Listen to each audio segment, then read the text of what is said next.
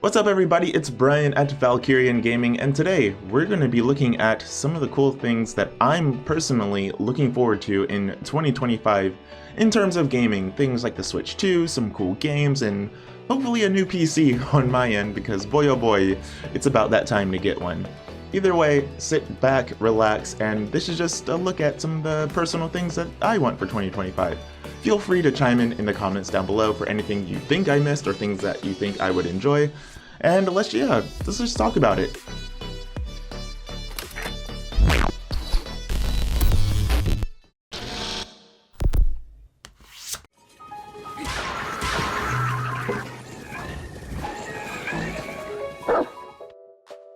First up is the Switch 2. We know that the Switch 2 will be coming in 2025 at some point, with a reveal in the next few weeks to be sure.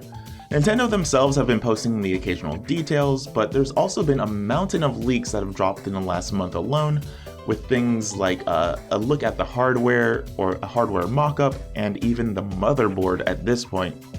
So we know that the release and more details are pretty imminent. While I've come around on the big end's first-party titles, they're not exactly what get me excited about the new device.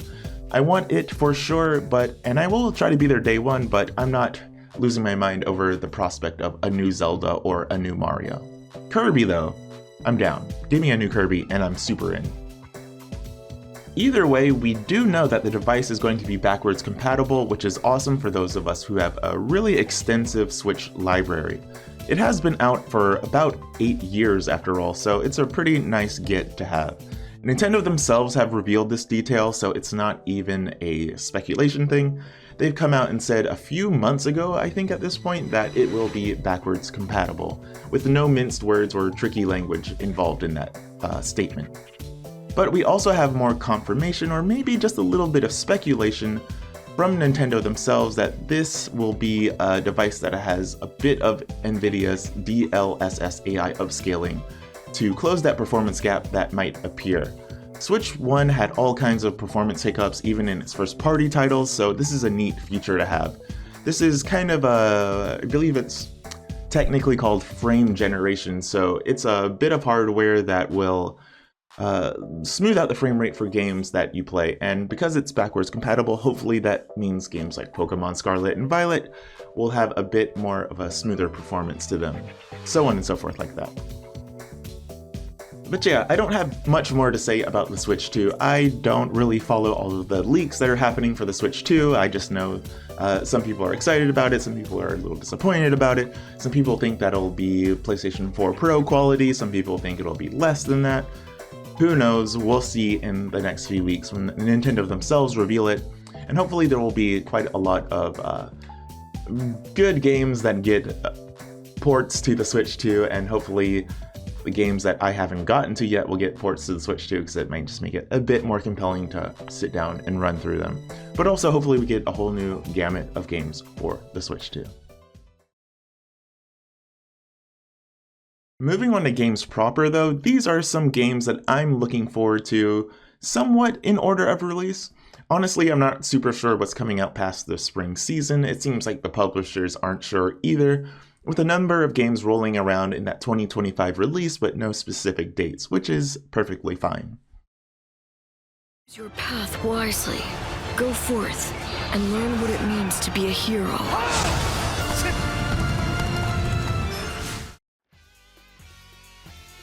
Dynasty Warriors Origins is one I've been looking forward to since playing it at TGS and falling in love with it. Even as a fan of the franchise, I don't jump in on all of these games, and it's been quite a while since 9 was released, but Origins seems to be coming in hot with a revamped vigor. At its core, it is the same hack and slash beat 'em up action that we all know and love, but with a more deliberate move list for its weapons and a hot new take on the Three Kingdoms story. This time around, we're going to be playing as a single protagonist that might ruffle a few feathers for a franchise that has sometimes tapped the glass of over 200 characters. Whether or not we get dozens of playable characters in certain missions, or down the road in an update, because Koei Tecmo loves their Empires and Extreme updates for the Dynasty Warriors franchise, remains to be seen. Either way, this is the first new game of the year that I will be jumping into day one, and I'm super looking forward to it. And I hope you are too.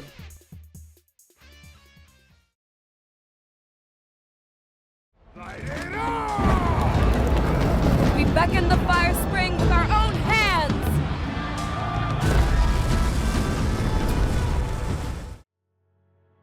Monster Hunter Wilds, of course it's here. I might be a newer fan of Monster Hunter, but I've absolutely fallen hard for this franchise. Wilds is going for a more open world, or maybe just larger map, and it's got me a little worried personally. I'm not a big fan of open world anything, but this one has me on the hook already. The PlayStation 5 demo was pretty rough, all things considered, and it might be a little more cluttered than ever in its menus, but it was still good Monster Hunter fun. We do know that it's going through some pretty big performance overhauls according to the official Capcom tweetings, and they rarely miss on that side of things. Either way, Wilds should be a good time filled with tons of jolly cooperation. Or at least I hope. And please, please add some color to the environments.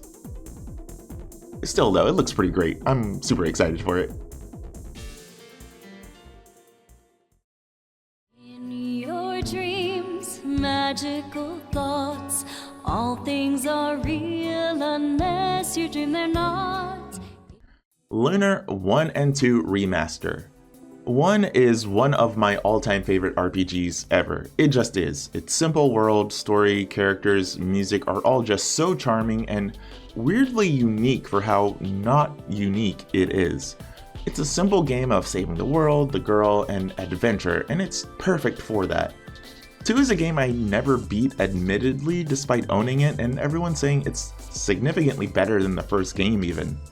It's a great chance for me to get revenge and relive some of my favorite memories. I'm day 1 for this one, and when it drops this spring, hopefully some work has been gone into the translation and some of the gameplay elements to smooth out some of those classic rough edges, but either way, I'm jumping in, I'm going to be buying it, and hopefully the Lunar fans show up and buy it as well, so maybe we can get a Lunar 3 at some point? I doubt it.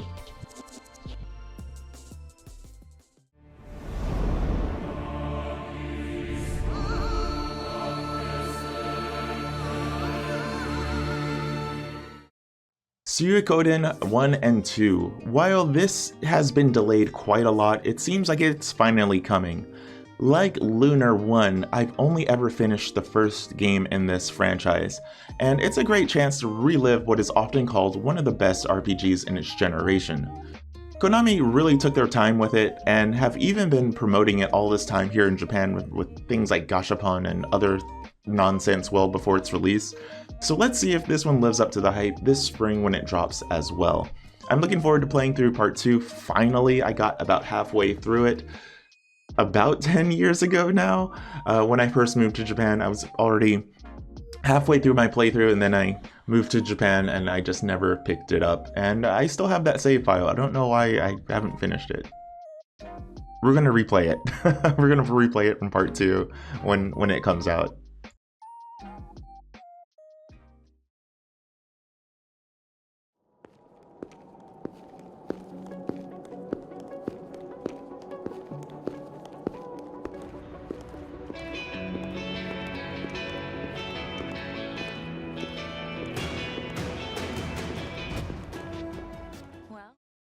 Xenoblade Chronicles X Remaster, another RPG remaster this spring, and it's actually the first Xenoblade game that I personally played.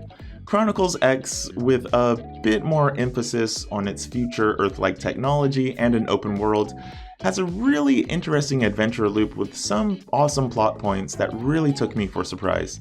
While I'm not a huge fan of Xenoblade, I am looking forward to this one. The first version of this game is pretty good with some really baffling choices in its design.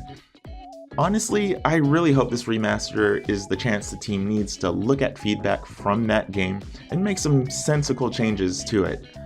Also, it's going to have some new story elements too when this drops, just like the Xenoblade X, or Xenoblade 1 remaster, not X, geez.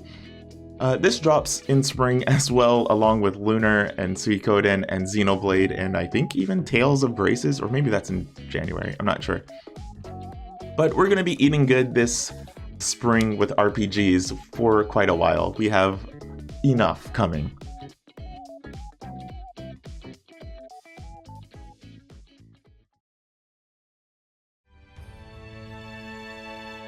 Now, 25 years later, are you ready to rock the city once more?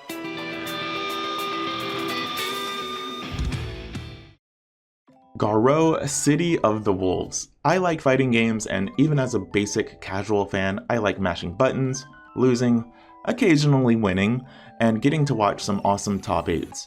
Garou is SNK's newest fighter and a revival of a series that has been technically dormant since 1999.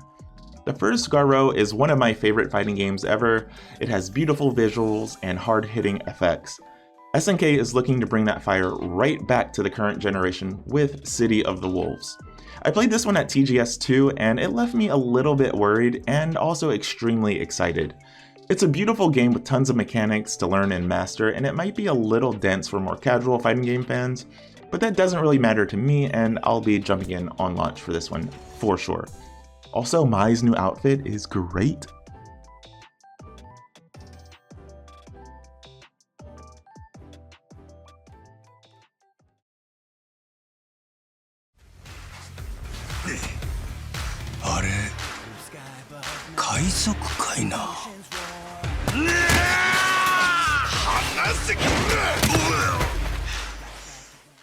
Like a Dragon Pirates. I will be honest, Like a Dragon is a bit hit or miss with me personally. While I enjoy the games I played of it, the franchise is super dense and it comes out so often that it's really hard to catch up once you're behind. But I gotta say, Like a Dragon Pirates looks like a lot of fun, and it's the kind of nonsense I personally enjoy. It's going to be following Majima on his pirate BS, and it might be what I need to jump back into the franchise. While I still haven't really followed this one too closely, considering how much information has been coming out about it, it seems like a lot of people are excited. This one's also coming out pretty close to Monster Hunter, I believe, so I don't think I'll be getting this one at launch, but this is one I will be looking forward to down the line, later in the year, for sure.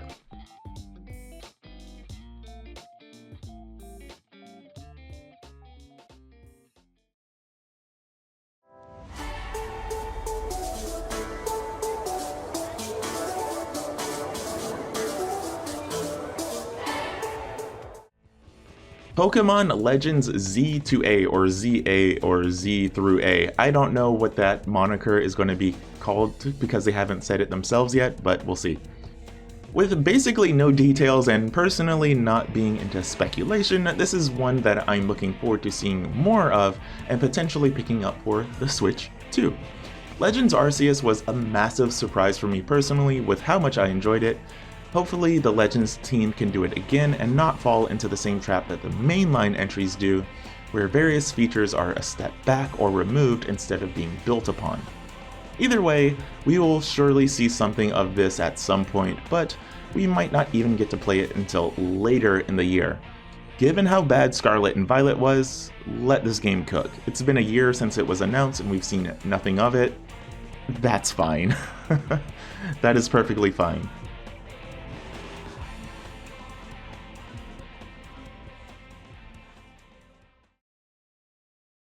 Listen to me, Jack. Just because soldiers are on the same side right now doesn't mean they always will be. Politics determine who you face on the battlefield. Metal Gear Solid 3 Delta, another one I wasn't excited for, but after trying it, I completely added it to my radar. It's not only a visually gorgeous game, but it just felt so nostalgic and satisfying. I'm not a huge Metal Gear fan anymore after 4 and 5, but I'm surprised that this one is something I'm looking forward to. Once again, I might not jump in for launch, depending on when it comes out, but the care being taken with the remake is pretty admirable. I think this one will be great, but hopefully they can up the ante a little bit more with some new fun extras. There's no date for this one as well, but I expect it to be summer or later, considering how well it's been shown off so far.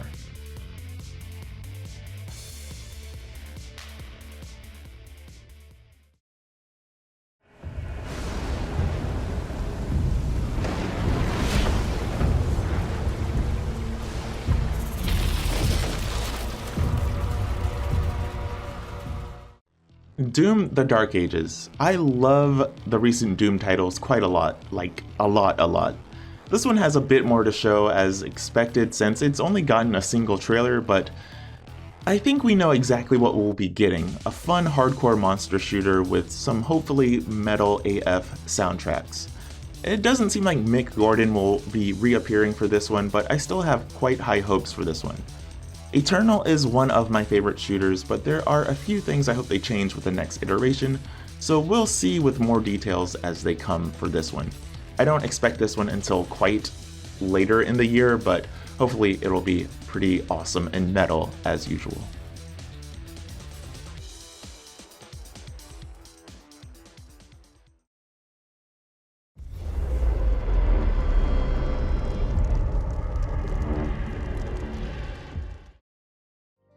Borderlands 4. Okay, it's not for everyone, and me too. I don't like all of the Borderlands stuff. I even tried Tiny Tina's Wonderland and I just bailed on it after a few hours. It just did not hook me. Either way, I have a love-hate relationship with the franchise, but I quite like a lot of the ideas in Borderlands. I liked Borderlands 3. I did ignore a lot of its cheesy writing, and hopefully they can put a bit more of a pin on things like that and the other serious pain points this time around, and deliver us a solid game all over. That said, the gameplay reveal landed with a thud for me and seemingly everyone else. I'm keeping my eyes on this one, and even if it's just me that personally enjoys it, it might be enough. Sadly, alone.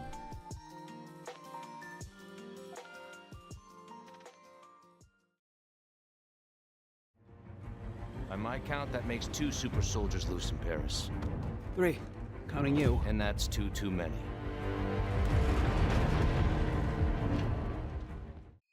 Avengers 1943. We've only seen cinematics for this one, but it does look quite awesome. I'm totally down for going on an adventure with Captain America and Black Panther. I'm a huge comic book fan, so it was immediately on my radar.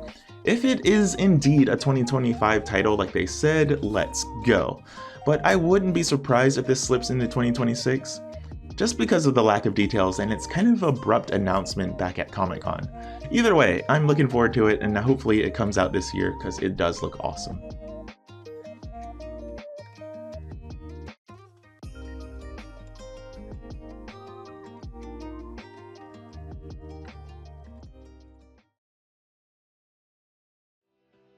And that's basically my list. Like I said, these are just the games off the top of my head. I know there are dozens, if not hundreds, of other games coming out in probably just the next 3 months alone. But either way, this is just my own personal list off the top of my head without really thinking or researching too much. These are just the games that immediately pop into my head for 2025. Yeah, some of these are day oneers for me, but maybe not all. I'm still neck deep in my backlog, and man oh man, I missed so many games in 2024. Like, with moving and settling in and just being busy in general, I didn't have a lot of time to jump into all the games I really was looking forward to and wanted to play. Stuff like, geez, even Final Fantasy VII Rebirth, Stellar Blade, Tekken 8, Metaphor, Persona 3, Shin Megami Tensei 5 Vengeance Like a Dragon, Paper Mario, Marvel vs. Capcom Collection, I can't believe I still haven't picked that up yet, Silent Hill 2, which I wasn't going to buy, but everyone says it's great, so maybe I should, 1000 Times Resist, Diablo 4, Path of Exile 2, Crow County, Space Marine 2, and so much more are all on my list from 2024 that I just did not get to. Hopefully 2025 will be a bit of a slower year, or maybe just filled with ports and enhanced versions of the games that I missed for the Switch 2 for me to enjoy.